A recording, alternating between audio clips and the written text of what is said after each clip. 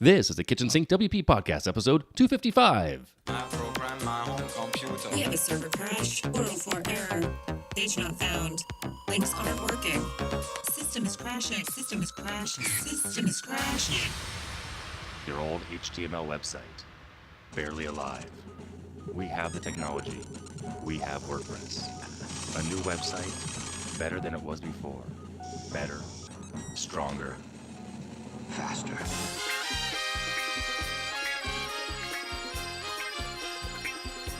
We have the technology. The technology. Why, hello everybody, this is Adam Silver, the host of the Kitchen Sink WP podcast. Thanks for being here. Let's get started. All right, first and foremost, I have a little bit of a head cold. Don't know if you can hear that in my voice. It's a little deeper.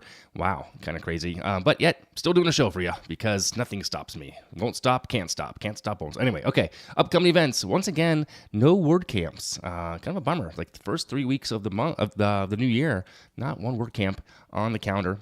So it's unfortunate, but they are coming, and they're going to be coming fast and furiously in the next couple months. After January, we have tons of them, so it's going to be awesome. All right, segment one in the news. Two things here to talk about. GitHub was acquired by Microsoft, now offering free users unlimited private repos. So before, you couldn't do free private. You could do free public, and that's why I used to use Bitbucket, but now GitHub is offering free private repos. But of course, there is a caveat. The caveat is you're limited to 3 collaborators apiece. So it might work for a small project, but in a small little like a hackathon. But if you're doing many people in the private, it won't work for that. Only 3 collaborators to that project. So interesting, but cool. Also, WordPress 5.0.3 did drop last week.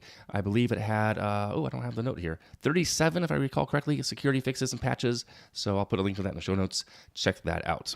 All right, moving on. Segment 2, moving right along here. This week, I'm talking about choosing a project management methodology.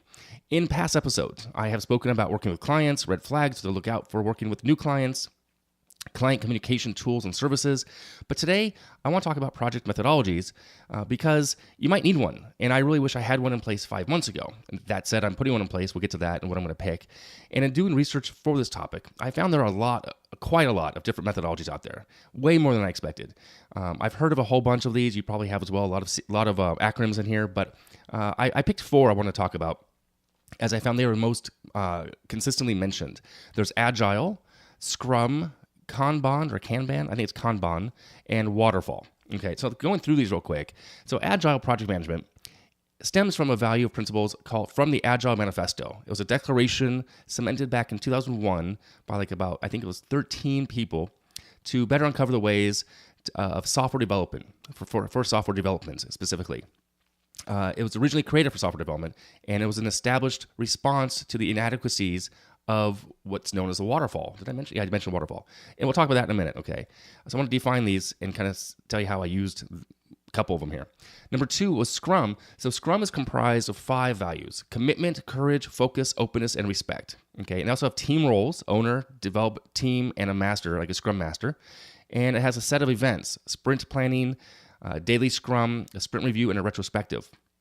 Okay, and Kanban is another very popular Agile framework. So it's a kind of an offshoot of Agile. It focuses on early releases and collaborative and self-managing teams. And it came from Toyota factories back in the 1940s, which is interesting. And it was set up in a visual sort of method with Kanban cards, boards, cards, and swim lanes. Okay, so there's that one. And then the 4th one here, Waterfall. So very much a traditional project management methodology. Waterfall is a linear, sequential design approach where progress flows downwards in one direction like a waterfall. Makes total sense, right? Okay, so what are they best suited for? How do you want to use these? What's best for you? And what did I do and use, and how did that work out? So Agile is best suited for projects that are iterative and incremental. So if you have a lot of iterations on something and incremental changes, best suited for that. Web development does fall in that category, and it can work that way. I'll talk about how that did and didn't work for me in a second here. Scrum is best suited for projects that consist of teams of less than 7 people approximately, who need a flexible approach to delivering a product or a service. Okay, Kanban is best suited for, similar to Scrum, it's for projects with smaller teams who need a flexible approach to delivering the product or service, and really good for personal productivity purposes. And it'll make total sense once I wrap this up for you. Waterfall. Now, Waterfall, again, like I said, very traditional. Larger projects that require maintaining stringent stages, deadlines, projects that have been done various times over and over again, where there aren't too many surprises would really benefit this. Okay. So all that said, we have the 4: Agile, Scrum, Kanban, and Waterfall.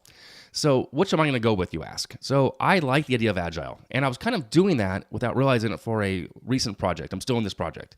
I was getting early and consistent feedback. We were iterating things, making changes on the design at least.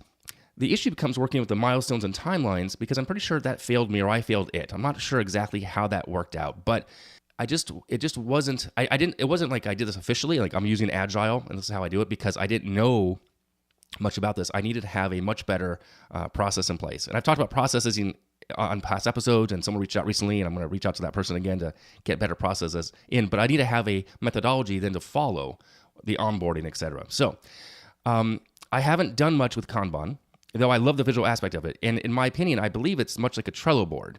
There's actually a WordPress plugin, I think it's WP Kanban or Kanban WP, and I know the guy from Boston who created that plugin. I need to talk to him still about that. And I'd like to revisit that as well. Maybe I'll bring him on the show.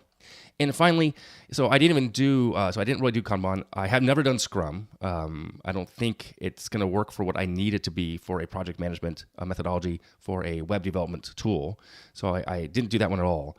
And like I said, accidentally did Agile. I think Waterfall. So finally, like I said, I like the Waterfall method, at least for the project in question.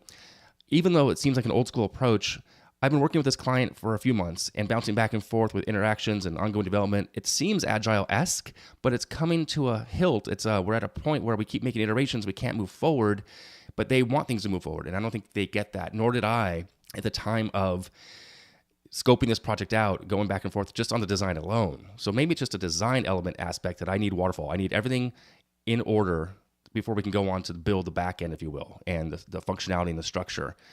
In my opinion, that's how I'm going to kind of look at it. So that said, I think it takes time to practice and to figure out, or put things in practice to figure out what's best for you and to follow the rules that they use.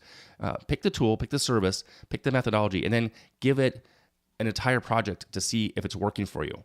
Because if you just say, I'm going to try this a little bit here, a little bit there, it's not the best. I mean, if you recall a year and a half ago, I talked about using a CRM. I actually tested three different CRMs, and I gave it time. I didn't just do it for a day or two. I put all my information in it.